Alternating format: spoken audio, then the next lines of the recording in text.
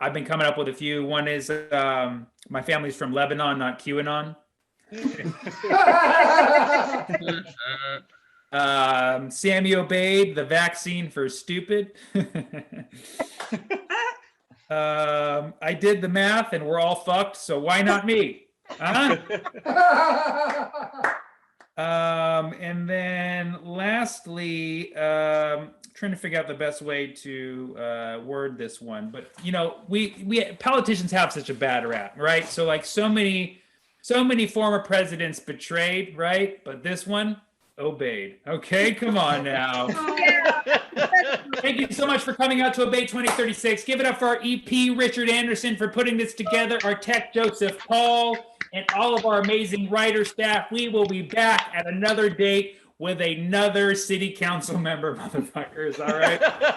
Thank you so much, and have a fantastic evening. Let's hang out, huh? Butcher game, butcher game, butcher game, butcher game.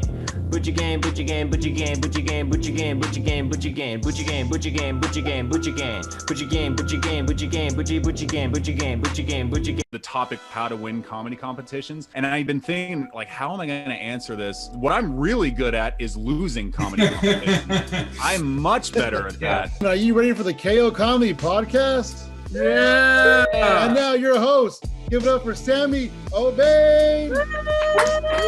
Hey everybody, how we doing? Woo! Welcome to the KO Comedy Podcast. For those of you watching on YouTube, we are recording live on Zoom in front of 7,000 people right now. Thank you so much. This is going to be an amazing comedy experience for those of you starting, for those of you in the middle, for those of you not even deciding to dip into comedy. We're going to at least learn something today. We have an amazing guest, Paul Conyers, who recently won the World Series of Comedy, which we'll tell you more about. And he has an album out on Amazon called Above the Fray. Everybody, please give a warm welcome to our guest today, Mr. Paul Conyers. Woo! Woo!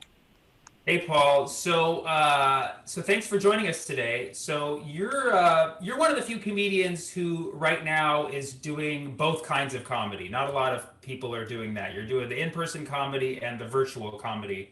How does that feel, switching gears back and forth? Is it confusing at all? Yeah, it is. And I actually, I just did my first show with the Oculus on Thursday, which is like way more immersive than Zoom, because you literally like you're in the room and it's just your digital self, and it's insane. Like we're actually in like a club, and I watched my friend, I watched Clay Newman go up and do a set, and then like he got off and went back to like the little corner where us comics are hanging out, and I got to pat his little digital Jew fro. It was like it's pretty incredible. So it's like it's definitely like the closest to live comedy that I've done. But yeah, I was doing some live stuff last weekend also. So yeah, I'm dipping my toe into both right now. And it is different for sure. Like there's definitely some stuff that you just learn works in one medium and not the other. So it's definitely a touch and go kind of thing. That's awesome. Yeah, I learned that everything works in Zoom. Okay. Yeah, my hype stuff kills. That's awesome. You're obviously a hardworking comedian. Before we get into our focal point today, which is winning comedy competitions and your experience, tell us a little bit about when you started, how long you've been doing it, how old you were when you started, because I think you have an interesting story there that you've told me a few times. I do, and one that you have a bit of a cameo in. So so I started, I when I got out of college in 2010, I was like, I really want to do this. So I went to Rooster T. Feathers, which the Bay Area comics will know well. They've got a new talent showcase on Wednesdays where anyone can sign up and get up. But it's at a legit club, and so I brought like all my college friends that came, and they were super drunk and they were laughing at everything I said, so I thought I killed. And so I thought, okay, I'm God's gift to comedy, this is gonna go swimmingly. It's just I'm just gonna trend up the whole way, see you fuckers at the top. And then I had like a friend that was friends with Kabir, at the time, and he was he was putting together the show for the kickoff to the outsourced comedy tour that was going to kick off in at the San Jose Improv, and he said he'd throw me a spot, and I was super excited, but I just did. That's really like kind of a story for another day, but like the very short version is I had the worst set of my life and the worst bomb I've ever even heard of. So just you guys can just know that happened, and then I got to sit in the balcony and watch Sammy fucking crush it, and so I couldn't be like, damn audience, they suck, because like Sammy murdered and Kabir murdered. So I basically I quit comedy for 6 years because of that, because it just like wrecked me so badly. And then but then I finally sacked up, went back to Tommy T's in Pleasanton in 2016, just did their open mic, met Kabir out there again, and he was nice enough to throw me some stuff, and I just kind of haven't really looked back since. That's amazing. And first, let me say firsthand that there's nothing more, I guess, redeeming as a comedian than knowing that you inspired someone to quit. Yeah, I know. It really is an honor in so many ways. I try to pay that feeling forward every time I'm at a show. Well, the amazing thing is that you did come back 6 years later. You were inspired to get back on stage. And I know it takes a lot of courage to do that, especially after such a horrible experience, which every comedian goes through in some shape or form at some point. You remember your worst bomb and you wonder if you're going to get on stage the next time.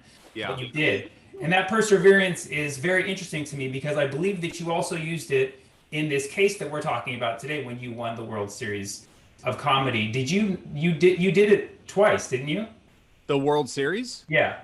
This time that I won it was actually my 4th time doing it. So okay, well there we go, even better. Yeah. Even better.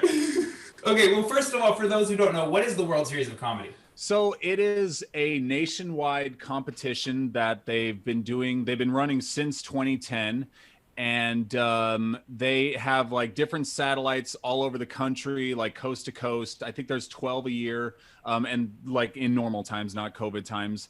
And so like the local people, or you can just travel to that comedy club where it's taking place, whether it's in Sacramento or Boston or Wichita or whatever.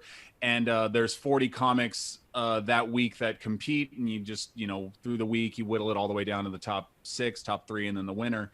And those are the satellites, and those kind of get you accrue points to like get you seeding in the main event, which is like the top 101 comics from all the satellites and stuff. So you get ranked in the top 101, and then you get to go out to where the main event is. And it's been in Vegas for the majority of the time. There were 2 years that it wasn't in Vegas, but this year they went back. And it's just crazy. It's 101 really funny people and very different points of their career, and just competing from Monday till Saturday, just trying to get to the finals. And so it just goes from like this giant pool of 101 on Monday, and you whittle down the wild cards, and then you do second round semis, and so you slowly get down to the top 3 on Saturday night at 10:30, and then the top 3 are they fight it on from there. That's amazing. That's one of those true comedy competitions, in the sense that it's not based off of one show. Every comedian will at one point do a comedy competition where it's one show, and they do the draw, and they go up first and they lose, and then they're like, comedy competitions are stupid. Yeah, well, every competition I've ever lost was a fucking rigged piece of shit competition. So I can address the irony here, because you hear a lot of hate against comedy competitions, and even for myself, again, the ones I lost were the worst, right? Mm-hmm. But like, the thing is, there's an irony is that comedy is not a competition. Comedy is an art form, right? Whenever you compare yourself to someone else, you're gonna lose. Mm-hmm. Even if you're doing better, it's just ultimately you're gonna end up unhappy when you compare yourself, when you treat it like a competition. And most people who I know who have that very competitive mentality end up not doing well in their careers. But at the same time, comedy competitions can get your name out there. If you win one, you can get attention, you get agents, you can get managers. So knowing that obviously probably influenced your decision to go back a fourth time to the World Series of Comedy. Is that right? Or do you just love competing? I just love the feeling of hoping my friends do poorly right before me. That was what I instilled in him at the improv. 6 years ago. Yeah, 100%. Oh my gosh. Yeah, no, I mean, yeah, comedy competitions, they get like a bad rap, and I'm not saying it's a ball, like it's not, even the guys that run the World Series, like, listen, we all hate competitions. And I mean, to a degree that is true, because you're right. This is an art form. This is so subjective. And I hate that feeling when it's like, a comedian that could be like one of your best friends, could be someone that you just met, but you're rooting for them. And you're like, man, I hope they do really well, but they can't kill. I don't want them to kill, and you sort of have to, like, the way that I kind of squared that with myself is like, okay, I'm going to root for everyone to do great. And then I'm going to hope that I do even better than that. And that's really the only way that I can even like sit and watch a competition, is by like genuinely hoping someone does well. And then it like just pushes me like, all right, now you really, really have to bring it. But, like you said, people hate them, and I get it, but competitions have done huge things for me in my career so far. And I just think that, it's a necessary evil. I think when you're starting out, it's kind of like a bringer show. It's like everyone shits on bringer shows, but do you want to get in front of a club or not? Right. And let's just point out that what Paul just said is quite a winner's mentality, to wish that everybody else does well, but you just do like a little bit better. That is quite a tip for success in comedy competitions. And I imagine it took him 4 years to get there, because he probably just wanted blood the first 3. Yeah, absolutely. Yeah, this was not, that attitude was not born on day one. Like, come on. I would just watch my friend, like, I know what joke's coming up, and I'm like, it's gonna fucking kill, isn't it? God damn it. And then it does. I'm like, oh shit. All right, playing for second. And of course, one more irony about comedy competitions is, again, comedy is not a competition, and most shows are not competitions, and yet they are. Right? Yeah, exactly. And it's so funny. It's like, even like there are so many competitions where they'll do like, oh, the top 3 move on, top 5 or whatever. Like, you almost never agree with the list, especially if you're like not in the guys that got moved on. Sure. But it's like, there's so many competitions that I've done where I lost, where someone comes up to me and is like, man, no, I really think it should have been you. And sometimes I'm sure they mean it. Sometimes I'm sure they just see like a 6'7" guy with a piss poor attitude, and they're like, God, I got to say something. But but most of the time, like, it's so different. Like, I've done competitions where it was, they announced like that it was for the Roosters competition last year. I did it, and it was the semifinals, and they only let 4 in per to the finals from each show. And they announced 4th place, 3rd place, and 2nd place. And then it was between me and my friend Ian, who I was like, he fucking murdered. And I was like, no, I'm going to lose again. Like, this is the 3rd year in a row I'm going to lose this competition. And then they said me, and I was like, wait a second, but like, Ian, he fucking murdered. Like, he should absolutely be in the top 2. He probably should have won. So it's like that. And that's just how it is every night. And of course, like, you go up to the guys like, dude, you really should have. And he's like, that's great, but there's no consolation when you're that guy. I've been that guy. Right, and it just goes to show how subjective it all is, and like, even shows that are not competitions, like, you'll do a show one night, and the thing is, comics always pay attention to who has set of the night, so there's always this like implicit competition, and one night that might be you, and you have like probably what feels like the biggest crowd reaction. And then you get off stage and you stand next to one of your friends at the end of the show, and then someone comes up to them and be like, you were my favorite. You're like, well, I lost the competition. Yeah. Yeah. Yeah. That one's tough to swallow when it's like the audience. A comic's one thing, but when it's the audience, like, now we thought you were hilarious. Right. And that just goes to show, like, comedy, not a competition, but to most audience members, it absolutely is, because they pick a favorite. You rarely hear a person come off stage and be like, well, all 10 of those people were so artistic in their different ways that I have no preference of one over the other. Like, you never hear that. It's like, you were my favorite. You suck. Go back and work for 10 years, you know? Yeah. Well, and I mean, honestly, like our attention is always being competed for, right? Like even like when I go see a comic that I love, you know, it's like I'm gonna remember one or two of their jokes, but like, you know, yeah, if you go to like a showcase, yeah, no one's gonna remember all 6. 4 of those 6 comics are gonna be washed from the audience member's memory and will never be thought of again. And then maybe 1 or 2 comics will have like a couple jokes. It's like that girl is fucking great, you know? And I think that brings us into what I think is one of the most important points in comedy competitions, because I will chime in a little bit of my experience. I've won a few comedy competitions, Tommy T's, Rooster T's, all the clubs with T's in them. Yeah, I have won there.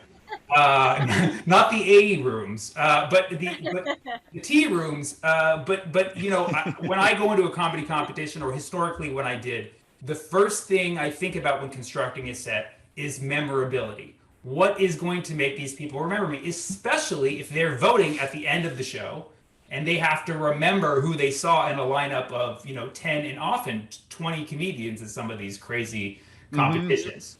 So do you factor in like that question when you construct your set?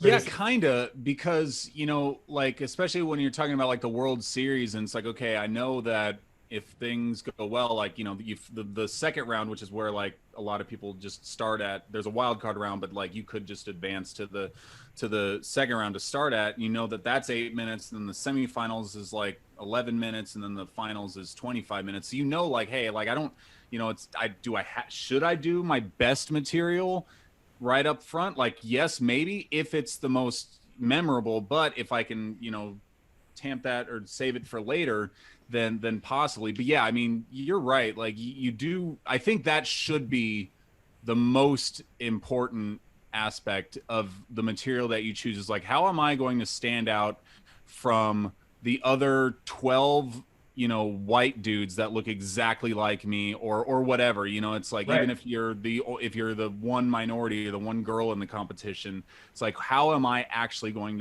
to stand out? And that can come from your material. It can come from just being memorable, and not, I mean, it's not always a good thing to be memorable if you're fucking terrible and they were like, wow, that was really bad. I did the Tommy T's competition last year. I did it, and one guy, they called his name, and he went up, and he like literally was like, I have nothing to say. And he just he stood there the whole 5 minutes, didn't really say a word, just kind of like puttered up and down the stage. It was memorable as shit, but he did not get invited to the semifinals.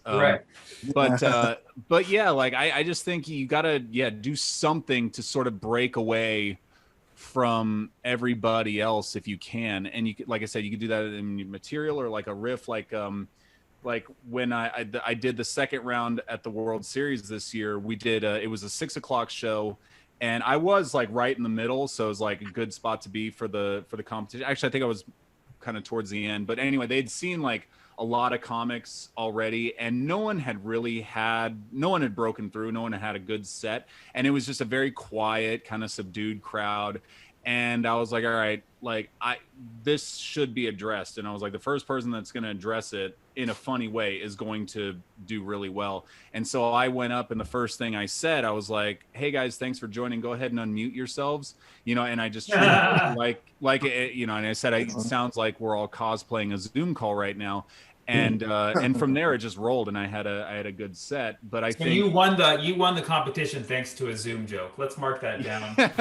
Yeah, Zoom jokes always kill, guys. Don't ever forget that.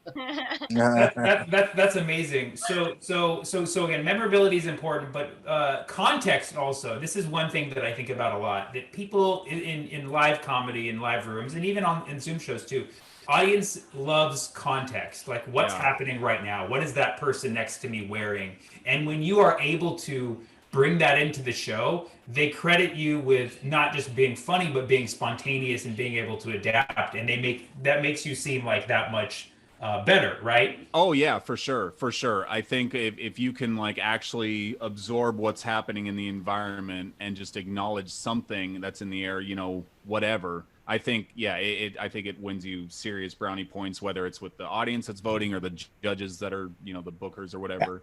I think. Sorry, go ahead. Was that you, Sammy? No. It sounded like somebody was saying nope. Nope. Oh shit! All right, don't agree. Well, chime in the comments, guys. I'm not saying I'm an authority here.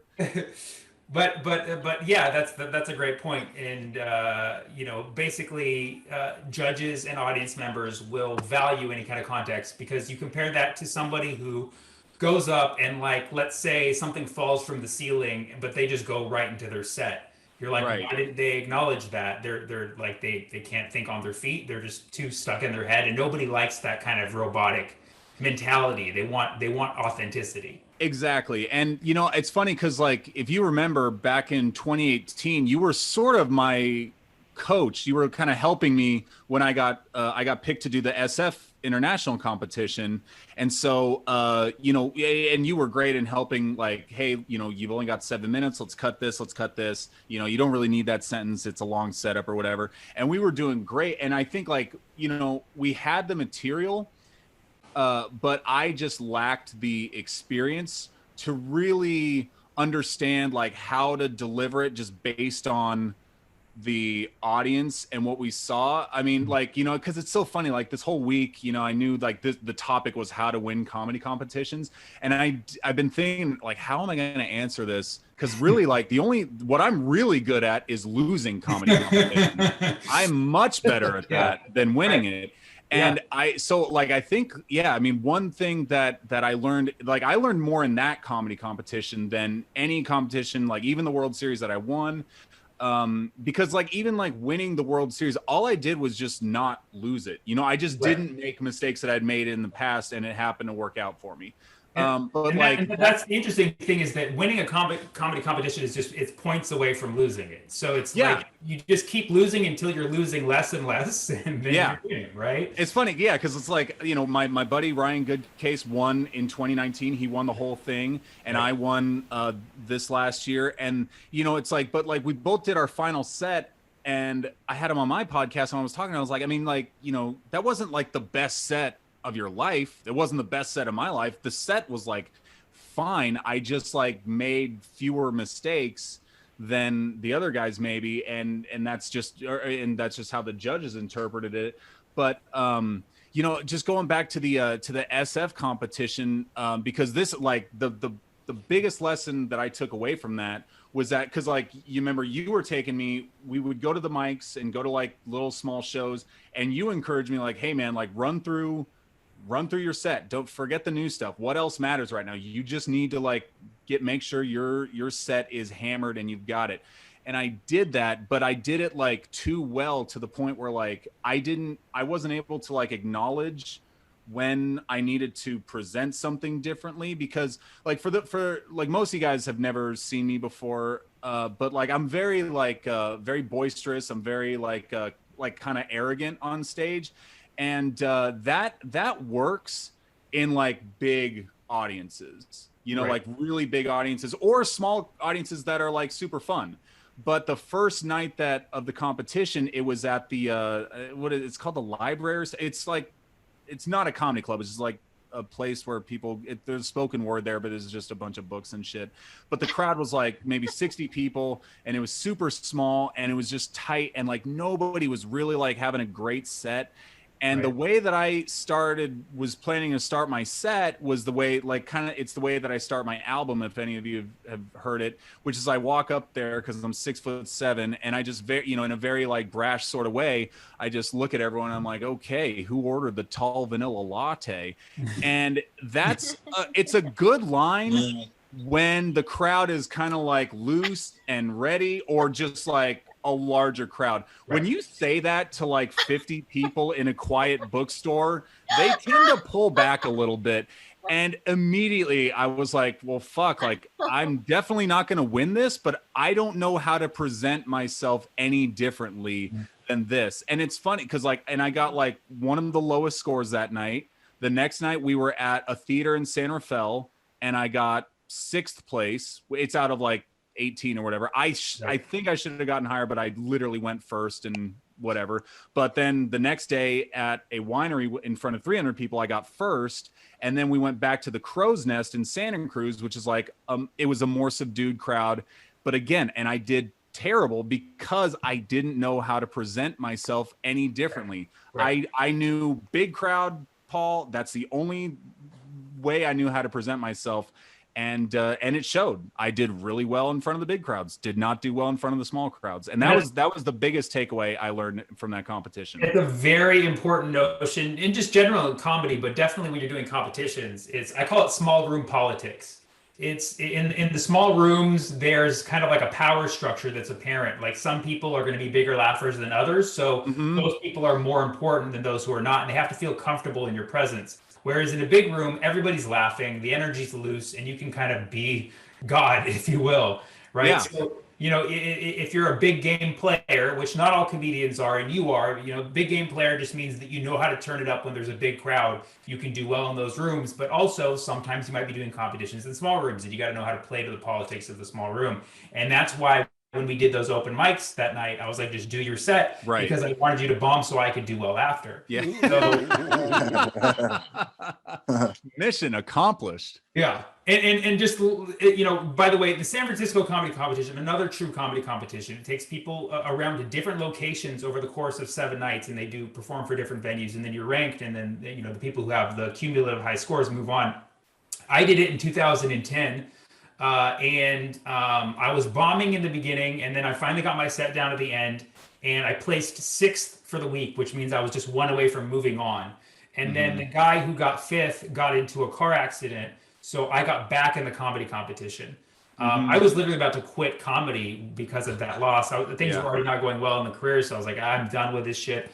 But then I got a call from John Fox, the booker. He's like, you're back in the competition. This guy got in a car accident. I was like, holy shit. So I got a haircut. I dressed nicer, and I had my set down way tighter. And I just started winning most nights. And then suddenly I placed 3rd in the whole comedy competition. I mean, there was a lot of really, really great comedians in there.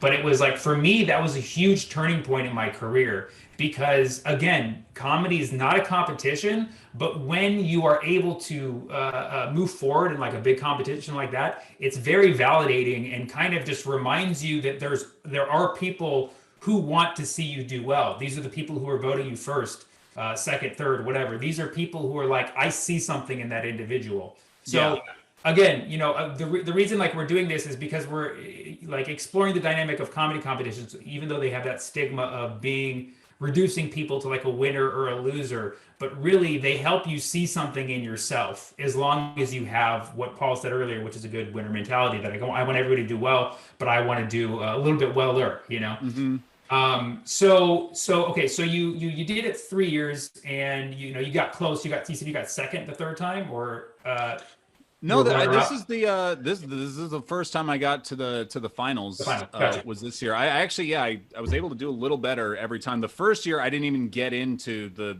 top 101, and then but enough people drop out because they don't want to fly to Vegas, so they called me. So but I had to go like first in the wild card, so I literally like the very bottom. I was like 101 of 101, I think. But I had a pretty good, set starting out. And so I was able to get through the wild card, and I got to go to the 2nd round, where I just bottomed out, and I just kind of ran out of steam, but it was a great first experience. But I mean, it's they always, a good lesson is to like, don't do a competition until you're ready. And I do agree with that. That said, like, I completely did not do that in my first year because, in the finals of the World Series, you have to do 25 minutes. And I knew that I had maybe 15 not polished minutes. So I was like literally in my hotel room at night being like, well, gee, if I get to the finals, I'm going to have to do some brand new stuff for about 10 minutes. So it was maybe a little too much stress, but anyway, so I did, that was my first year. 2nd year, I did advance automatically to the 2nd round. That's where I started, but I didn't get out of it. They said it was like the only 2 out of the 9 advanced, and they told me it was like one of the closer votes that they've ever had. And the guy that got through my round tricks ended up winning the whole thing. And then last year, I did pretty well. I got first place in the second round, and then again, semifinals, I kind of did the same thing. Like the crowd was subdued, and they weren't really laughing, and I should have approached it differently, but I walked out there, who ordered the tall vanilla latte, and it just kind of makes them pull back a little bit. And then the guy that went up after me was like, hey, who ordered the medium whatever? He just played off my joke, but that got a much bigger laugh because mine wasn't very funny. Right. If you take those chances, and people, they might shit on you for it, but I mean, but in the second round, just talking about hey, do it if you can do something to separate yourself. That round, I got not only the biggest laugh of that week, I got the best laugh I've ever gotten in my life off of a joke that I had never said before and can never say again, just because it was so specific to what was happening.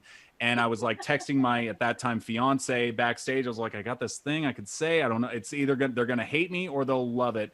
And she was like, well, you should probably go for it then. And I did. And it got a 45-second applause break or something. It was like I said, it's the best laugh I've ever gotten in my life. But those are the chances you kind of have to take if you really want to stand out. Because I was having a pretty good set, but that just put it way over the top. Can you tell us what the joke was? Sure, yeah. So I was 9th out of 9. I was the last comic of the heat, and there were 2 comics that were they were both Indian guys, and they looked, I guess, kind of similar, not that similar, but anyway, I'm making fun of short guys as I do in my set. And I said hey, if you're a short guy, I get it. You're not going to vote for me, but you know what? That's fine. This whole competition's rigged against me. You see that Indian guy? He got to go twice. And the place everyone just lost it. I mean, even saying it out of context now sounds so not even. No, everybody, reminder: this is in Vegas. That's gonna. Okay. No, that was in East St. Louis, so they don't. Even better. They don't get too many calls for Indians out there, so they were fine. They were probably thinking the same thing. But yeah, it's the biggest laugh I've ever gotten in my career, and it came from something. I mean, obviously, I can't. That won't work if I take that to a club, this weekend. Okay, so here's the situation. So there's 2 Indian guys right before that. It's never gonna it was a one-time thing, but. You would literally have to book 2 Indian openers who look. Yeah, I know. I got to book the Indian host, the Indian feature, and then I go up and then hope lightning strikes again. So there you go. Just another example of the power of context, especially in a comedy competition. Now, I want to bring up something because you're talking about placement and order, and this is so important in comedy competitions. That where you go in the lineup is so critically going to affect the outcome depending on how you play it. Now, if it's a lineup of 10 comedians and you get what I call the sweet spot, which is 5, 6, or 7, that's the golden spot, right? Oh, yeah. The audience is warmed up, the checks haven't dropped yet. Yeah. People haven't seen too much comedy to the point that they're bored, but they've now learned that they can laugh. So you kind of just roll with it when you get 5th, 6th, or 7th. And I won a few competitions drawing that as well. But sometimes you're one of the unlucky people who draws first or you draw last. Now, you having done a lot of these experiences, what goes through your mind if you were to say you draw first and then same thing for last? I've never been that bummed out going last, unless it is I have gone literally 18th at Roost, but I got first. So I mean, I think I took some elements of what happened. Actually, it was actually that night where that dude had nothing to say. And I said, this has been a great night. I've been asleep in my car for most of it, but it sounds like there's been some great laughs. There was that 5-minute, moment of silence or whatever. And little things like that. You just have a little more fuel to maybe pick something out to be more memorable. First, you have none of that. And I mean, so we keep talking about Roosters. The last year I did Roosters was in 2019. I guess it was the last competition. and I had gotten, first in the prelims, first in the semis. And so like, people were telling me, hey, this is like yours to lose. And I kind of felt that way too. I was like, hey, if I do what I did then, I should be all set. And like, as I was driving up there, I was like, I just got to make sure I don't draw one. That's really my only problem. And of course, you reach in that hat, you pull out that little number one, and I'm like, am I reading that right? And you're like, ah, fuck. And and then I tried to like psych myself up. I was like, you know what? Fuck this. I didn't bring anybody. It's an audience vote. I got no one in the crowd. I'm going first. Like, I don't give a shit. I'm going up. I'm going to win this. And the host gets off. I go up there, walk up. Who ordered the tall vanilla latte? And nobody laughs. And I was like, well, all right. There's just no coming back from this. I mean, I ended up having like a decent set, but it's like I kind of go for it all, like in the first 3 seconds. Right. So if that doesn't work, like I can't have like a great set, because there's a lesson in there. Don't envision the number you don't want to draw. 100%. Yeah. 100%. Just think like, man, I really hope I would hate to get number 5. That would suck. Right. And then you'll get it. So now, of course, sometimes going last can be favorable, because especially if the thing's not too long, it's like 10 comics, whatever, and and there's still time in the show.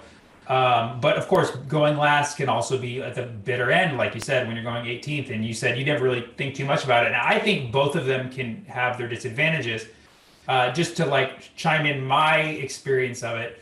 If I go first in a comedy competition, you got to understand that people are not going to be warmed up. So you got to be moving faster. You got to, we always like, we do the joke and then we don't hear them laugh. And then we're like, oh shit, this is going to be a long 7 minutes or whatever without laughter. But really you prepare like 10 minutes and put it into that 7 minutes. Yeah. And even though they may not be laughing as much as you want them to, as much as they initially or will later, you've given them more material. If you can give them 10 minutes and 7 minutes, maybe that's an exaggeration. Maybe more, you give them more like 8 or 9 minutes and 7 minutes. Whereas other comedians have the disadvantage of laughter, and therefore they're giving them so much. You've given them so much more material. They will have a better chance to remember you. So that's my tip for going first: is go swift, hit them with extra punchlines. Yeah. I think that's, I mean, it's just, you literally it's just more shots at the target, really. Right. I But mean, they have more to remember, and they're like, wow, that person, even though we weren't laughing, they like stayed so resilient and like a joke machine. Yeah. Your appearance of resilience is paramount in any comedy competition, but especially going first. If they can see that you're totally fine without laughter and you're just going to charge through and still give them like, hours of gold, they're going to be like, damn, that person went first, had it tough, and they still killed it. Yes, I will tell you like the perfect like my perfect 2 examples of that is I did the satellite in Las Vegas at the LA Comedy Club in 2019, I think, and I advanced to the first round, so I got to the semis, which is 6 people, but I drew number 1. I had to go first, and it was like the host just did not have a good set at all. There was like literally no one laughed. Like 4 of his 10 minutes was just like instructions on how the competition works, which is like, if you're ever hosting a competition, please make it brief and then get to some fucking jokes for the sake of the guy going first. But I went up there and who ordered the all together class, who ordered the tall vanilla latte, and nobody laughed. But then I started doing my stuff, which is like my, I start talking about my height. And then I like really make fun of short people, and it wasn't getting a lot of laughs. And I like was really like noticing that it wasn't getting any laughs. And then, I think I moved into like more relatable material for everybody. I kind of made fun of like vegans and shit like that. And did like a sex joke or whatever. I pulled them in on my side eventually. And so I ended strong, and it went okay. But I ended up not getting through. Only 3 guys got through to the finals, and I think they said I got 4th place. Now, the guy that got first place, remember, like I had the first like 3 minutes of my set, really wasn't a lot of laughter. The guy that got first place, he walked 3 people in the audience. They got up, they left, and they told the booker on the manager on the way out, you need to book funnier comedians. That guy got first place. And I was like perplexed, But the guy, like the guy that runs the World Series was like, you know what the difference? The only difference between his first place set and your forgettable fourth place set was because he clearly didn't give a fuck that the audience wasn't laughing. This guy was telling, like, I don't tell dark jokes. I just make fun of, like, you know, disenfranchised people. It's not, you know, but I do it. But I try to do it. I just make like, fun of dark people. That's what I do. So it's kind of dark humor. So, but you know, I try to do it like my whole persona is like, I do it kind of like with a smirk on my face to where, like, hopefully the short guy in the audience or the feminist or the vegan is like, oh my, he's just, you know, he's just playing around. He's just being an asshole. But like this guy, he was settled in, both hands on the mic, and just, you know, he was just in his pocket, and he would tell dark joke after dark joke, and it got some laughs, but it was not getting big laughs. And the bookers were like, that guy clearly was like more in the zone, more polished, and more just like, you can laugh or not. I know this shit is good. I don't give a fuck. And I was in my case, I was clearly rattled. So like the audience could tell that I was like, uh-oh, they're not laughing. Like, what should I do about this? And that guy didn't. And that was the difference between, I mean, I didn't walk anybody. That guy walked, it was a small crowd. I swear to God, there was like 20 people there to begin with. So he walked like, Sammy, you're a math guy. What's that, like 8% of the audience? Like, that was a lot of people. And he ended up taking first that night.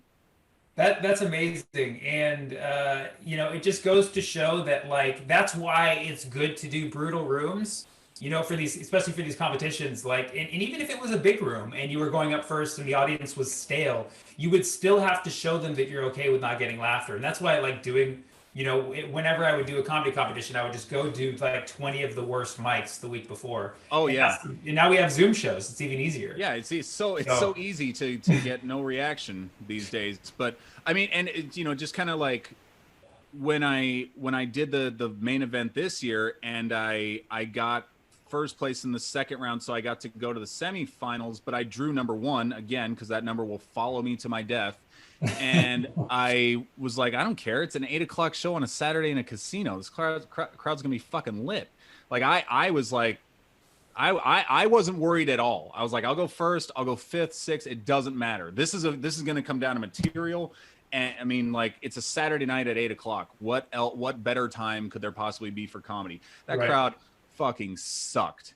And and I didn't realize that when I went up there. And I did the Who Ordered the Tall Vanilla Latte, and not a lot of people laughed. But this is what I'm talking about when I say, like, all I did was not lose the competition, because I hate making the same mistake over and over again. So I was like, all right, I'm going to, like, switch this up immediately. I'm going to, instead of just going right into the height stuff, then I'm going to, like, talk about whatever, COVID or whatever. And I think my next joke it was a joke that I kind of had written for that week, was like, I said, man, I mean, you know, as soon as I realized I wasn't getting any laughs, I just went right into this, because I wasn't going to give them a chance to let them think that I was hoping for a laugh there. If you're not laughing, it's because it wasn't supposed to be funny. At least that's the way that I try to present it. So I went right into this thing where I was like, man, it's so good to be here. Like, I didn't even know if I was going to make it, you know, with everything that's going on. But then I thought, you know what, it's, you know, because COVID is the whole backdrop of that. But I was like, I didn't know if I was going to make it with everything that's going on. But then I thought, you know what, this is the World Series of Comedy Finals, Las Vegas. There's no way I'm going to let this mild fever slow me down. High five. And I'd go for like a high five with the guy in the front row. Yeah. And then he like, he instinctively reached up. And I would be like, are you insane? Are you out of your, you know, and just kind of like shat on him for a second. And it totally like turned the set around. They were still kind of like a subdued crowd. And I ended up getting 3rd out of 6. So I like barely snuck into the finals, which meant I had to go first again in the finals. But at that point I was like, well, shit, I've gone first like so many times. Like this is just my cross to bear for life. Sure, but that was Vegas, so they all probably gave you a hug after and gave you a kiss. And they don't give a flying fuck about COVID. I can't, like, the fact that whole state isn't just like a bunch of ICU beds in the sand is unbelievable, because they do not care at all. Oh, they gamble. Yeah, exactly. This isn't even a gamble for them. They're like 99 out of 100. Yeah, sure. Roll the dice. Right. So, okay, well, we're going to wrap this up in just a few moments, but I do want to like kind of get your like general advice to people who would be doing comedy competitions in the future. One thing I do want to finish the thought that we were finishing earlier is that there's a strategy to going up first, and there's also a strategy to going up last, in my opinion. When it comes to going up last, especially if you're late in the show, energy is of the most importance. If you come off in the beginning going first with high energy when everybody's not on that level, you're gonna look dumb. First, you want to keep the energy consistent and you want to be resilient. But going last, people have already seen a fucking crazy show. Yeah, you need to top that. One of my favorite opening lines I've ever seen from a comedian going last is from Kabir Singh. It was in the 2008 stand-up comedy competition. Ali Wong was there, Hassan Minhaj was there, I was there, and at the very end, Kabir goes up and he says, because people were already starting to vote on their ballots, he's like, "Put the ballots down, the show starts now." And I remember he didn't end up winning, but after the show, we were at this bar and this guy came up and he was like, "You were the fucking best. You were the fucking," and I had moved on that night, and it was just like crazy to hear like that line. His confidence and the energy he brought to that set was that memorable for that guy. Oh yeah. I mean, I could not endorse that strategy enough. Even if you don't have a joke, like I've seen people do well going last, just be like, hey guys, we still got some energy. Come on, let's go. Come on, man. I'm here. Like I'm here to save the day or whatever. Just have that energy of like, hey, we've like let them know that they've been waiting for you and they didn't even know it. Right. Absolutely. What a great way to put it. So for those of you, for anybody who is thinking about doing a comedy competition, like what would your general advice, like what would your your general pitch to them be if they're like, "Hey, can you just give me a couple quick pointers?" Yeah, I mean, first, I think just know what kind of competition it is.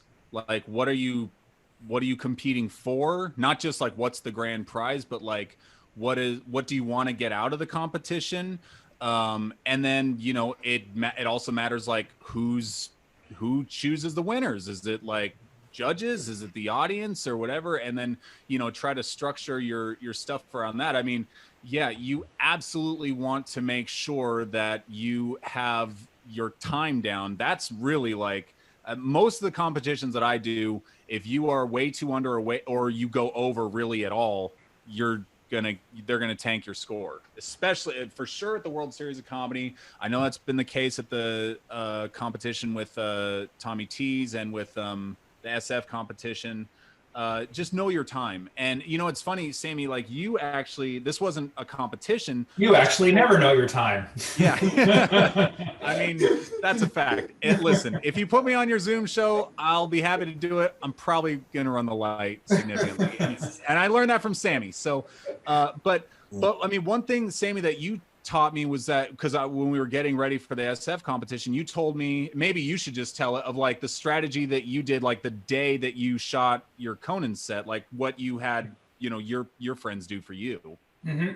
Yeah, I'll share that for sure. So basically what I did is I just wanted to be like the best mood possible and just be happy. And I think this is what you're talking about. When I did Conan, I just, they allowed you to bring friends to the back. So I invited like 6 or 7 of my comedy friends. And we just had a great day. We had the limo driver pick us up. We laughed. We were telling. Oh no! Actually, no. Sorry. Before that, right? We staged an open mic at my apartment, and I did my set 3 times in front of my 6 comics friends, who've seen my set millions of times. But to make it less stupid and awkward, we did it 3 different ways to fully prepare me. We did the first set. I performed my set. It's like a 4 to 5 minute set. And they are going to be booing and heckling me the whole time. So that already prepares you for what seems like the worst case scenario, which would never happen on a late night. Probably wouldn't happen at a comedy competition, though you never know. So I had them booing and heckling me in the first set. And then the second set, I had them completely silent, which actually turns out to be the worst. Like when you have a completely silent audience, you miss the booing and heckling. Mm-hmm. And that was like the most painful one, where you just really have to learn to just be okay with the silence no matter what. And then the final set, I had them laughing so hard, so uncontrollably that it was nearly walking over my punchlines. which made it difficult for the timing, but I felt like a god there in my own living room, and it built my confidence up. So I did the full spectrum, and that way I just felt like I was ready for any circumstance. Yeah, and I've kept that in my back pocket for like, I don't know when it happened, but like when I'm getting ready to do a late night set, like I will 100% be employing that too, because I just think it really, like, what else is there to be afraid of? I mean, if you just run through the entire spectrum of scenarios, then you should be fine. So yeah, I mean, I've always thought about that, but yeah, anyway, the big idea is just like have your timing down, and then just, yeah, I would genuinely make sure that you're ready for whatever competition this is, because, you know, like, yeah, I did the World Series when I had 15 minutes. When if you get to the final, even if in the satellites, if you get to the finals, you still have to do 25 minutes. So who knows what I was going to do then. So you want to make sure that you're ready for that, and then just understand what the competition is for. You know, like the World Series of Comedy it's designed to get you feature work on the road, because it's just a bunch of clubs all over the country. They're looking for feature work. You know, if you know, you're probably not a headliner if you're in the World Series of Comedy. Some people are, but mostly it's like for guys to get feature work on the road and start building your club profile. And so understand that, you know, and shape your material thusly, you know. So like maybe not come out, say, what's up, cocksuckers? How am I? Where all the bitches make some noise? It's like, all right, that may not fly, you know, Thursday at 6 o'clock in Tulsa. But and it's funny because, like, you know, they do, like the World Series of Comedy, they do the semifinals at Saturday at 8, which I think most people will agree that's a pretty like hot zone for comedy, right? Saturday night 8 o'clock. The finals are at 10:30. And, you know, for like a while, I always wondered, like, why wouldn't they just massage the schedule however you got to do it, but make the finals be at Saturday at 8 o'clock? Why wouldn't you do that? And I think it's because they realize, like, hey, these are bookers for comedy clubs. Yeah. If they're going to book you, it will be for a Saturday night late show. They want to make sure that you can, they want to make sure you can handle the Saturday 8 o'clock show, but they also want to make sure that you're not going to fly off the handle at the Saturday 10:30 show when you go up at 11 o'clock and people are already totally hammered. They want to make sure you know how to handle that. So it's the full spectrum. It's kind of like the SF competition. I believe it's the finals. You do, like, one of the shows is at a senior center. Right. You know, so it's like they kind of throw everything they can at you.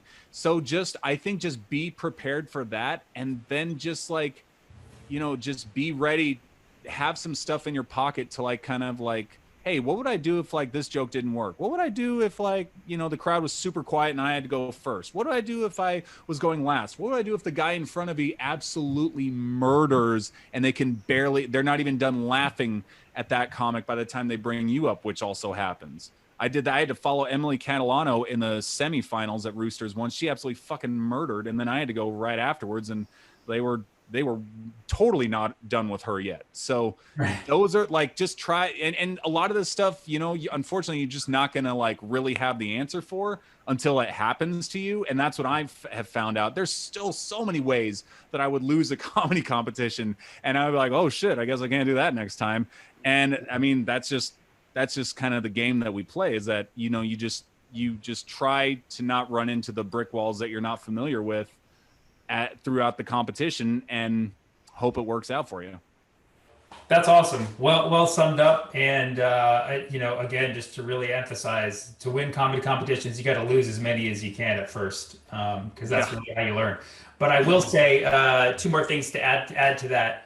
The way you dress can also be very important, which is just in general the comedy, but, like, know your crowd, know what it's for. Like some comedy competitions where, like, people pay like $30, $40, $50 a ticket. Wearing a suit might not be a bad idea. But ultimately you got to wear what's most comfortable and organic for you, but, like, the nicer version of that. Unless your set's based off of just completely being a slob, then do what you got to do. Exactly. But it is important. There is a psychological message. Yeah, it's funny. My manager, I was on, like, a conference call with him and, like, a bunch of his, like, old comic buddies from, like, the 80s and stuff, and they were kind of talking about that. And then I was reading this article just about how your costume it's like whatever you wear is a costume, and it is something that the audience will factor into you before they even hear your voice. Right. So, you know, like I am, like I said, I'm very confident, very boisterous on stage. So, you know, probably not a great idea that I have like a stain on my shirt and, you know, my shoes are dirty. Like I should probably come like pretty clean cut, because I'm trying to present the fact that, hey, there's really nothing wrong in my world, and I'm just here to laugh at what's going on with you guys. That's my persona, you know, like if you're, obviously if you're like a grunge slob dude in your material, you know, maybe not. If you're going to wear a suit, you better make it fucking funny, but dress your part. But like you said, Sammy, just like the best version of yourself. That. Yeah. And if your act is about being bad, then the worst version of yourself. Yes, 100%. Yeah. And if you're going to go up on stage and just do what that guy did at Roosters and not say anything, then just fucking be naked. You know, I mean, if you're going to say nothing, wear nothing. Right.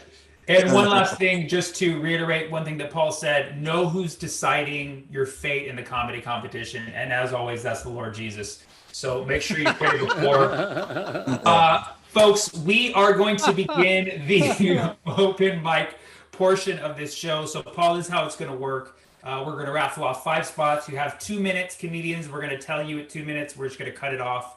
So just know 2 minutes, as this is good practice for comedy competitions. And then me and Paul will spend about a minute or two giving you some feedback, thoughts, tags, if you want it. You can also just say decline, fuck off, and it'll save us some time. But that's what we're here for. It's a productive workshop. So I'm going to read the name of the person, and we'll just do the bit, and we'll give you some feedback. And then after, we'll do a Q&A, and then we'll wrap. So first comedian coming to the stage, we have Summer Austin. Hi, everybody. Hey, Summer. Hi. Thank you for this. This was really great. Very helpful. Okay, so I'm 43 years old. I just turned 43, everybody. Give it up for me. Yeah. Yes, and I am a new dog walker, so things are going well for me in my personal life. I don't know shit about dogs, and this is true. I had cats as an adult, and then growing up, my dad, Ron Party Austin, he goes by Party, but Party didn't trust animals. I think he knew that just buying dog food was going to cut into his beer money, so that's a thing. So I don't know if you know this, but when you're a dog walker, you have to go meet the dog in advance. So I'm on this app. It's called Rover, and you have to go meet the dog. And recently, y'all, I went to do this meet and greet, and the dog wouldn't stop humping me the entire time, you guys. Like, not get off my leg. So you know what that means? Still got it, you know what I'm saying? Still got it. I sure do. Because it is hard out there for a bitch. You know what I'm saying, ladies? It's hard out there for a bitch. I should have known, though, because his name was Sir Fuxalot. I was like, Sir Fuxalot, down, Sir Fuxalot. Anyway, his Rover profile said he was a leg man. So, whatever. All right, I'm sure that's my time by now. Thank you so much. That's great. I got to just say, thank you so much, Summer. That was awesome. I was just going to say, what a well-rounded bit. You had incited our curiosity in so many ways. You know, you had your Ron Party Austin dad. You know, if this was like a 2-minute set where you're auditioning for us to hear more, like I want to hear more about your dad and how he got that 100%. Yeah. Right?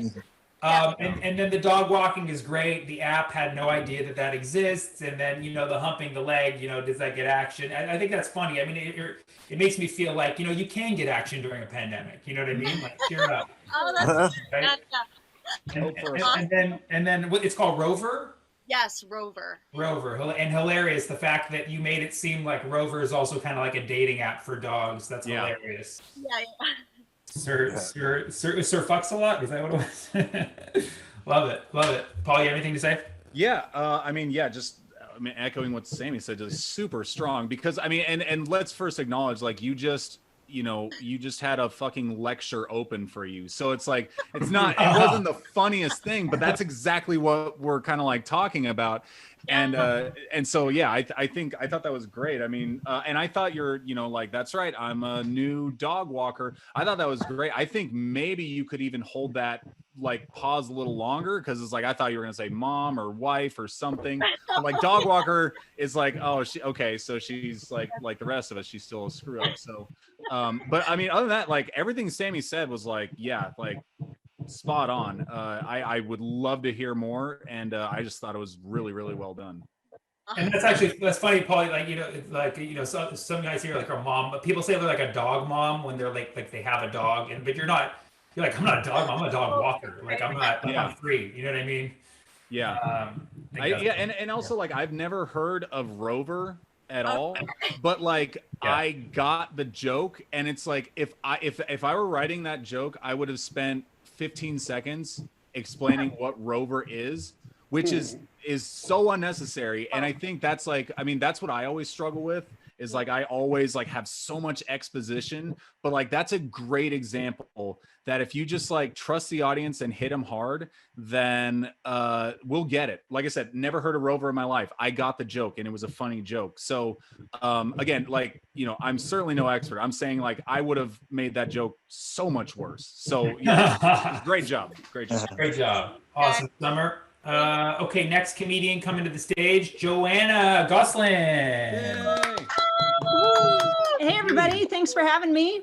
Yeah. When I'm not telling jokes on Zoom, I run a not-for-profit. That's what I call my family of 5. The IRS doesn't agree with me, but whatever. I am a mother of 3, wife of 1. And I'm about this much taller than my husband. So he married up. He's like the Bush versus Gore Supreme Court decision, 5'4". It's a problem when we argue. I always have to be the bigger person. And we don't see eye to eye, obviously. But he's a good sport about it.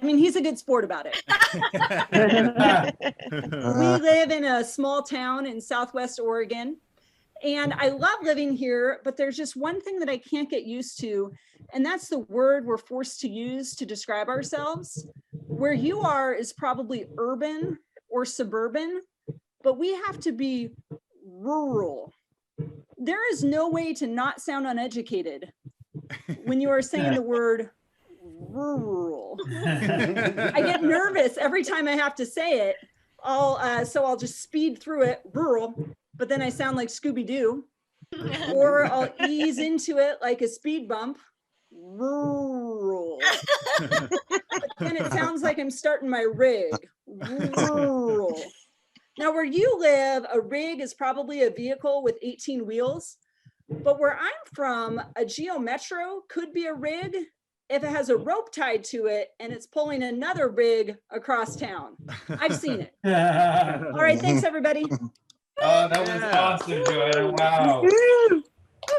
So many, you crammed so many into there into 2 minutes. That's great writing. Really, really lean. I love the not for profit. What a great way of describing a family and wife of 1. I never heard something that, you know, that's so simple. It's I love those things that are like so simple, but you've never heard it before. Married Up is hilarious. I mean, so many good gems in there. Really, really good stuff. Like you presented a whole like bit about yourself in 2 minutes. Paul, what did you think about those short jokes? Oh, a girl after my own heart. That was wonderful. You tailor it for the right judge. I loved it. I mean, I loved it. I mean, in my experience, I don't know how long you've been doing those jokes, but I mean, if you haven't gotten the chance to do those short jokes in front of people, they're gonna go fucking nuts for it. They're gonna love it. Yours are gonna be great because, you know, you're a woman and it's like emasculating. I would lean into that hard because that's super funny. You know, if you can, you know, like my whole thing with like the short guys is like, you guys are adorable, and you know, it gets a good reaction for kind of like the same reason. But yeah, great puns. That whole rural thing is fucking great. Like that's really good. I mean, that was like a TV set bit where it just like, it's one idea that you just keep, you know, finding new avenues for, and really good. Yeah. I just, very, very funny. I do have to say, because, and this is always a difficult thing to do for any comedian, but we do it out of love, and it's important to say there is a comedian I know who has a rural bit. It's not what you just did, but it is about the way that you say rural, that you sound like you're rural. So just letting you know that, but like it's like I said, yours was a different original spin on it. So really, really funny. Just shows that you are an original writer. So really, really good stuff, Joanna. Thank you so much. Yeah. Next up, we have Fareed Frisbee. All right. Did anyone else not know what a coup was before the Capitol thing? Right? Like, I legit thought it was a dictator sneeze. Like, my mom walked in and was like, "There's a coup happening." I'm like, first of all, bless you. And like, what else? And also, did y'all hear about the guy who stole the podium? Right? It like solidifies how entitled white guys are, right? Like, minorities steal things of value, but white guys see a traffic cone and envisions it in their dorm. My boyfriend has a traffic sign that reads "blind child area" in his bathroom right now. Any Pokemon fans in here? No? All right, cool. Right? Because Pokemon is complete and utter trash, right? It's literally just animated dog fights, right? It's just a kid with like no father figure taking out his insecurities via animal abuse, while his mother was too busy getting smashed out by Professor Oak, right? Peter should have shut this down years ago, right? I feel like Pokemon Go is like a nicotine pack for like animal abusers, like just Michael Vick in a park waging bets on like Charmander. Right? So I'm black and I'm straight, right? So that's a double negative, because there's a lot of things that like y'all can do that I can't. For one, I'm not allowed to lick my lips all willy-nilly around my friends, right? I'll explain. I can only lick my lips twice during a conversation, right? It doesn't matter if it's 5 minutes or 5 hours. Like, 2 is the cap. Definite no-nos are like during handshakes or while making direct eye contact, which is hard. Because like, what if your homie got beautiful eyes and you're just lost in translation? Now you got nobody to send memes to. And it sucks during wintertime because my lips will bleed just because I don't want to look like I stare at Michael B. Jordan longer than I should. That's my time. Yeah. All right. Thank you, Fareed. That was great, man. And a good variety of topics, too. I will commend Fareed. Fareed runs a themed mic every week. So I imagine you get to cover a big variety of topics, and that shows in your writing that you can go from A, you can go to Z in a quick transition. Like, transitions are so important in comedy because the leaner your transition, the quicker you can get from one topic to the next. And he went from the coup to going like, y'all like Pokemon? You know, it was like super quick, and we were like on board the whole time. Yeah, great bit about the podium. That like I think that podium bit is a fantastic topical bit. Like, you could totally go further with it, with like, you know, just saying that a white guy would steal a podium, you know, but like it has no value in the real world. That to me is fucking hilarious. Also, the fact that you took Pokemon, which is not even dated. I mean, it's still a real thing that goes on, but like it's not as fresh as it was a couple of years ago, but you brought a fresh spin to it and had really funny jokes on it. So I commend you for that. Paul, anything? Yes. I mean, I just thought it started super strong with the coup joke. That was great. And I loved the whole the whole take on how white people don't take anything of value, because I've literally brought traffic cones back to my dorm. So like, it's super like I would explore that like in a longer set. I would write that out because that's super funny. And you can just go down like, well, that's why black people get caught more, because we actually steal some shit that is of value. No one gives a fuck about your, you know, the street sign or whatever that you stole or something like that. But yeah, I thought the dog fights thing with Pokemon, it's like, that's, you hear a good joke when you just like, it just clicks for you. Cause like, I always thought there was something that I didn't like about Pokemon. I was like, that's it. I thought like when you talked about, Michael Vick, out there playing Pokemon Go, I thought you could like say something about maybe like him clipping Pikachu's ears or something. But the other note that you talked about, you can only lick your lips 2 times. I always find that that's like a really strong way to separate yourself, is like when a comic has like a certain rule that sort of dictates how they see the world, you know, like Patton Oswalt, you only get 20 birthdays, or, you know, you're only supposed to do this, you know, there are only 3 acceptable times you can do this or whatever. But like when you do something like that, that just always sticks out to me, and it lets me know like, okay, this guy's like got a real perspective that I'm very interested in hearing more of. So anyway, that's it. But yeah, great job. Yeah, and in one note about the last bit is you could say, so in order to secure my heterosexuality, before I hang out with my guy friends, I have to put on a bunch of chapstick, you know? Yeah. You're like, hey, Todd, I'll be right there. Yeah. You know? So great stuff. Thank you, Fareed. Next up, we got Chip Jones. Yay! Yeah. So, you know, in discussion that's been going on, if everybody could just mute themselves, that would be perfect. I could get some practice. I've been spending time in the pandemic working on me, you know, because like most comedians, I have issues. Turns out I have terrible road rage. The other day, a bird pooped on my windshield, and I followed him back to his nest and peed in it. Not a good look. Luckily, the lady who was watching me out of her second-story window called a couple of cops to help me down out of that tree.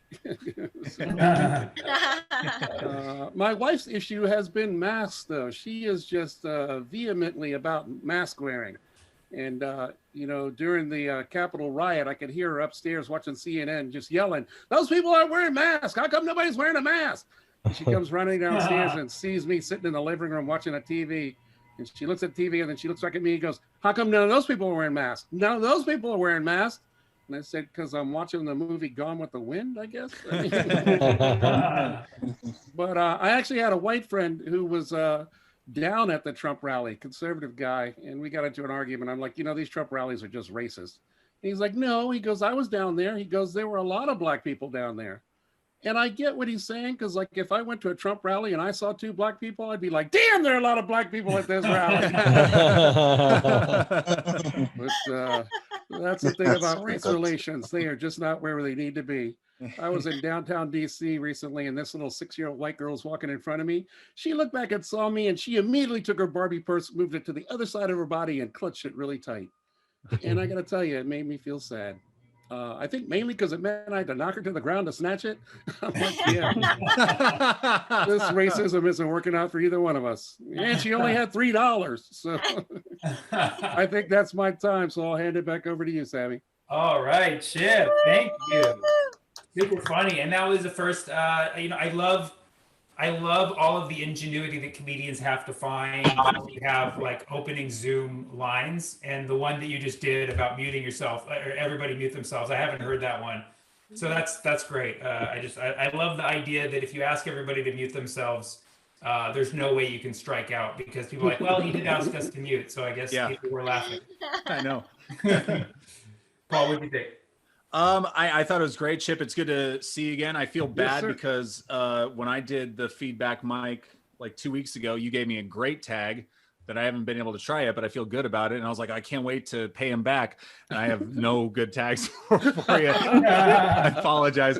But no, I just loved your misdirects, especially the last one of like, you know, Gone with the Wind was good, but like now I got to knock her to the ground like that. I love a good misdirect, and I thought that was really good. And I just love the whole premise of not a lot of black people at the Trump rally. I thought very good. I just like, you know, we all like, I think we all have material about COVID and all this stuff that's going on. And I think that like the only unsolicited advice that I'd offer like everybody is, you know, I think I strongly recommend like, let's write jokes about COVID and about what's going on right now that are still going to be funny in 2 years. You know, like make sure that this stuff is going to carry for like it'll be a nostalgia thing for sure, but like make sure it's strong enough that like, okay, yeah, it doesn't have to be just that one tiny thing that happened that 1 week. Like, let's make sure you have like a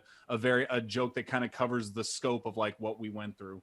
Those are going to be the ones that I think are going to be like usable once all this shit is over and we kind of get past it. But that's just a note more for everybody else. But Chip, great job, man. Sorry that I don't have any funny clips or tags for you. No problem. Good to see you. He came here to get a good tag from you because he gave you a good one a couple weeks ago. Yeah. He literally waited through 2 hours of your seminar. I know.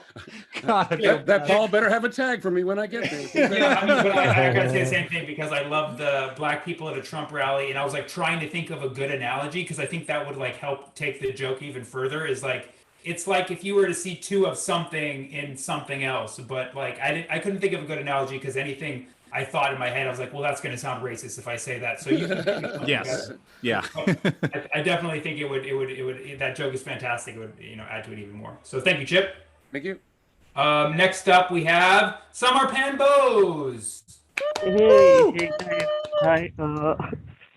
Did you guys know that you can just wear a mask, wear a coat, go to a hospital and just start working there? It was like my first operation, guys. But yeah, like people have suddenly become hotter now that everyone is wearing masks. The thing is, my girlfriend, she insists on me wearing the mask whenever we are kissing. I get it that it's for the hygiene, but why does it have to be Brad Pitt's face mask? Like that's a little too much. Yeah. I was dating this girl during this pandemic and she was bisexual. Okay. Which means every time I was like, baby, sex, she was like, bye. That was my relationship.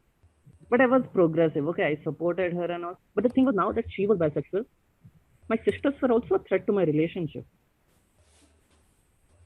Every time they were like, hey, how's your girlfriend doing? I'm like, why do you want to know? Yeah, but she was a singer, by the way, and she dropped a new single. It's me, guys. She dropped me. I'm single. Wow. But see, I could see the breakup coming because she was way out of my league. Okay, like, and I knew it. Like, have you ever seen a girl so out of your league that you understand patriarchy?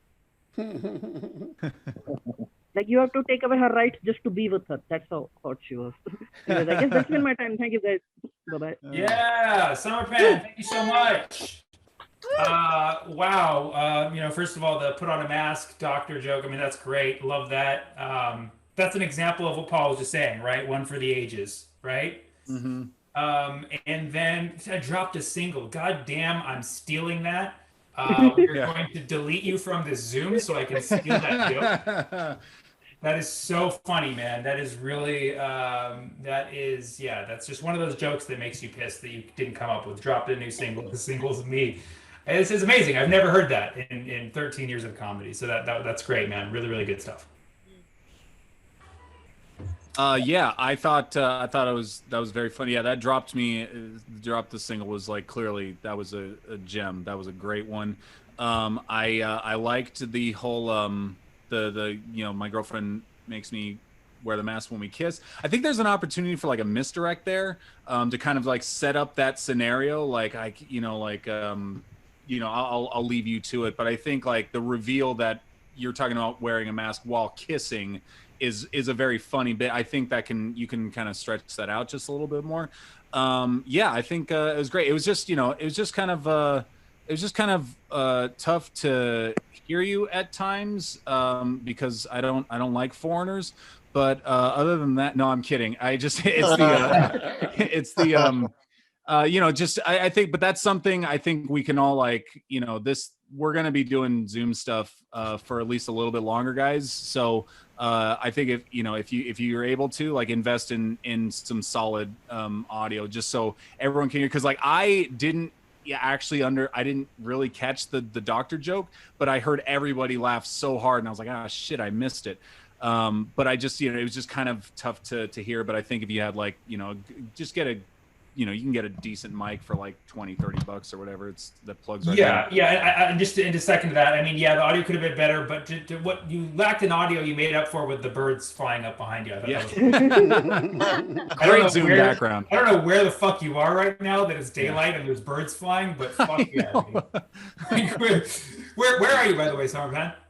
India. I'm from India. Bangalore. Okay, so you're in India right now. Wow. Yeah. Fuck yeah, dude. International, Paul. See? Yep. That's That's what he came for the two Indian guys who look the same story. That's I right. know. Well, I think was that you, Sarapan? Was that you? Does that joke sound familiar? Sarapan, that was really awesome stuff, man. Thanks for tuning in. We really appreciate you, man. Okay, great. So we're gonna wrap this up in just a few minutes. I know we promised a Q&A, but we do have to be out of here in 3 or 4 minutes. So anybody have a question, a burning question they really want to ask? It can be about the topic or it can be about something else if that's what you prefer. Anybody who came here specifically to ask a question, let us know. There was a question in the chat that a couple people had, which was, do you repeat material during a comedy competition or in any of your rounds, or is it? It depends on the competition, but yeah, Paul. Go. Yeah, that's a awesome question because yes, it totally depends on the competition. I think that's probably the question that most people ask me in the middle of the World Series because they know I've done it a few times. Just know what they're looking for.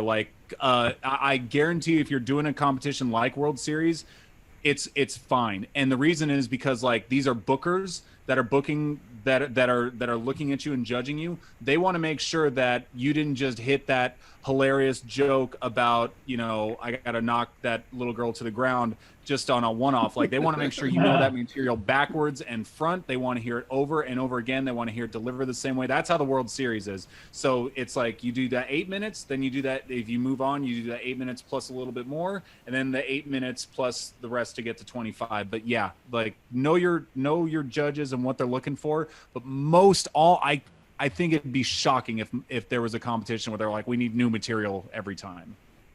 Right. Yeah, totally. And I think the rule of thumb is if there's going to be even just a few repeat people in the crowd, try your best to do a completely different set because those people may really influence the energy in the room if they're not laughing at the same jokes they've heard.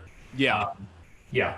Unless they're the same people, but they're drunker than they were before. Right. Then they don't remember. Ryan Goodcase, when he was doing my podcast, he was talking about when he was in the finals last year or in 2019, and the first guy went up, and it was again the 10:30 late show. It was very sparsely attended. I think there was 30 people or so, but 5 of them were hangers on from the first show. And the guy did his first joke, and some guy was like, "You already did that." And or we've heard that joke before because they were talking about the earlier show, and Ryan was like, well, Jesus, I'm not a crowd work guy, so I guess I'm fucked. It worked out for him, but yeah, I mean, that happens sometimes. Definitely. So last question we will do is best piece of advice you ever received about comedy stand-up. Paul? I will keep it simple. I was at the Punchline in Sacramento for my first time. It wasn't even a weekend. It was just a classic bringer show. And I was the first one there. And DJ Sandu came into the green room. And he's a local comic, Bay Area and Sacramento people. You probably know him very well. He's down in he's in Vegas now killing it. But he was and I'd known about him. I just never, I didn't really know him. He was kind of on his phone, and I could tell some dude was just chatting his ear off, and it was a comic. And he got off the phone and he was all dejected, and I wasn't going to bother him, but he kind of looked down at his phone. He looked at me. He was like, Paul, you want to make it in comedy? Be funny and don't be an asshole. And it sounds incredibly simplistic, but ask a booker how hard that is for them to find comics who follow that. Don't be an asshole. Be nice to the wait staff. Be nice to the audience afterwards. You have no idea how much the wait staff influences whether or not comics get brought back. If you are a dick to the girl that's trying to do her job and bring you your drink and your water and stuff, you're never going to work that club again. And then that owner is going to be like, yeah, well, you could hire him, but he was an asshole to my wait staff. And that's the kiss of death right there. So just be nice to everybody. That's what I do. And it's working out for me. Just don't be a fucking asshole. So yeah, in a nutshell, tip your wait staff, everybody. Yeah, I'd say so. But yeah, I think that's great advice. And then that's a legit thing though. At the end of the, if you work a club at the end of the weekend, drop a whatever you can, a 20 or whatever on the counter. Hey, that's for the wait staff. I appreciate everything you're doing, man. They will look at you like they just saw a ghost, because most comics don't do that. They want to get their free drinks and not tip shit. But if you can do it, man, Just budget that. Whatever you're getting paid for the weekend, it's going to be minus $20 or whatever to put on the counter at the end, because it leaves such a good impression. And then follow up, send a thank you card when the booker books you. Just be the nicest guy you can. Yeah, that's a little bit desperate. But I don't care. Doesn't matter. But no, that's great advice. Really show that goes the extra mile in building relationships. And then just to finish off, the best advice I ever got was just to have fun. And somebody gave that to me the first show I ever did, and I didn't understand it till my 12th year. So. Yeah. It's such a weird paradox that you really have to learn like later in comedy that like if you're not having fun, you are not doing it right. So the sooner you can learn that lesson, so much better your whole experience will be. That's all I can say. Yeah, 100%. It's so funny that like it's the simplest stuff that can take like the longest to kind of hammer home. Like just if you're not having fun, none of us have to be here. We all sacrifice so much to it's like, and I know those comics on the scene that's like, we're this Saturday night, you could be doing anything, but you're here and you got like a bad attitude about it, and you're just kind of ho-humming along, but like, this is fun, man. We're telling jokes, enjoy it. And then tip the wait staff and send a thank you card, no matter how desperate it sounds. That's it for me. Yes. So have fun. And I know that people on this Zoom took that advice, because as soon as I said it, 20 people logged off. So thank you so much for attending. And one more hand for Paul and all the comedians who are brave enough to perform on our first ever. Thank you, Paul. Yeah, thank you guys so much. I mean, like I said, I'm 4 years in. I'm learning so much. But whatever I can do to help is great. And then I love learning from everybody else. So let's just keep helping each other and supporting. And he's not 4 years in. He thought about that bomb for 6 years. So he's 10 years in. Yeah, that's a fact. As long as you think about the bomb, I think it still counts. So I'm an old salt, actually. But thank you so much, Paul. And check out his album, Above the Fray, on Amazon, right? Yeah, you can watch it on Amazon Prime Video, but then you could just download it on Apple Music, Spotify, or Amazon Prime. Yeah, or just DM me. I'll give it to you free of charge. I asked for notes. I didn't think this was going to happen. I'll send Paul a thank you card. Don't worry about it. He still owes me that tag, so maybe. Yeah, I know. Jeez, I'm in debt from this show. Yeah, Chip, keep coming back. Maybe you'll get your tag in 2022. I'm counting on it. Thank you, everybody. We got to log off because we got another show coming up, but I can't thank you enough. This was the inaugural episode of KO Comedy Podcast. We're going to keep doing these and keep answering the burning questions that you have. So thank you so much. Hands for everybody. Yeah, thank you guys so much. Thank you, Sammy. Thank you, Sammy. Appreciate it, buddy. Thank you, Paul. Appreciate it. I'll see you guys. Catch y'all later. Bye.